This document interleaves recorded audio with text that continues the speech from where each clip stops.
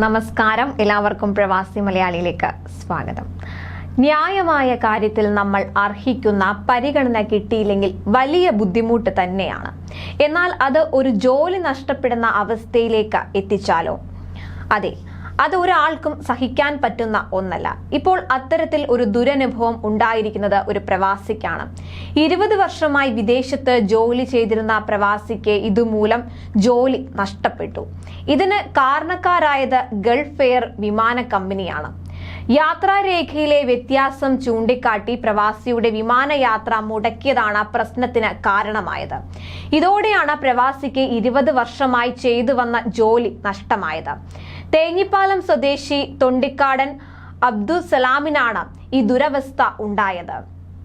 പാസ്പോർട്ടിലെ ചില വിവരങ്ങളിൽ പിഴവുണ്ടായിരുന്നു. ഇത് നിയമാനുസൃതം തിരുത്തിയ ശേഷം പുതിയ പാസ്പോർട്ടും പഴയ പാസ്പോർട്ടുമായാണ് ഇദ്ദേഹം യാത്രയ്ക്കായി വിമാനത്താവളത്തിൽ എത്തിയത്. എന്നാൽ വിസയിലും പാസ്പോർട്ടിലും വിവരങ്ങൾ വ്യത്യസ്തമാണെന്ന് ചൂണ്ടിക്കാട്ടി വിമാന കമ്പനി യാത്ര നിഷേധിക്കുകയായിരുന്നു. റദ്ദാക്കപ്പെട്ടത് പഴയ പാസ്പോർട്ട് മാത്രമാണെന്നും വിസ റദ്ദാക്കിയിട്ടില്ലെന്നും ഇത് പാസ്പോർട്ടിൽ രേഖപ്പെടുത്തിയിട്ടുണ്ടെന്നും ബോധ്യപ്പെടുത്തിയെങ്കിലും അംഗീകരിക്കാൻ ഗൾഫ് എയർ കമ്പനി അധികൃതർ തയ്യാറായില്ല. ഇതോടെ അബ്ദുൽ സലാം വിമാന കമ്പനിയുടെ നടപടിക്കെതിരെ ജില്ലാ ഉപഭോക്തൃ കമ്മീഷന് പരാതി നൽകി.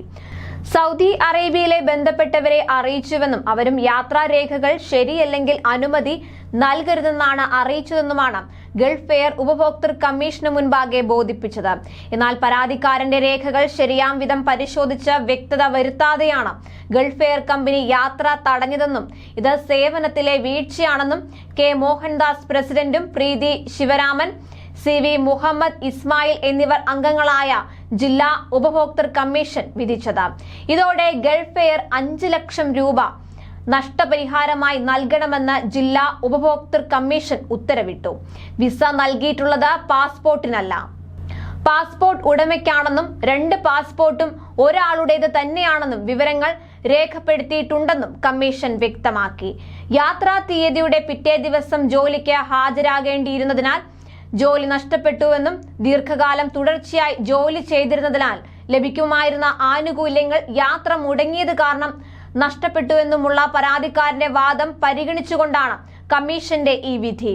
വിമാന ടിക്കറ്റിന്റെ തുകയായ 24,000 രൂപയും കോടതി ചെലവായി 20,000 രൂപയും വിമാന കമ്പനി നൽകണം.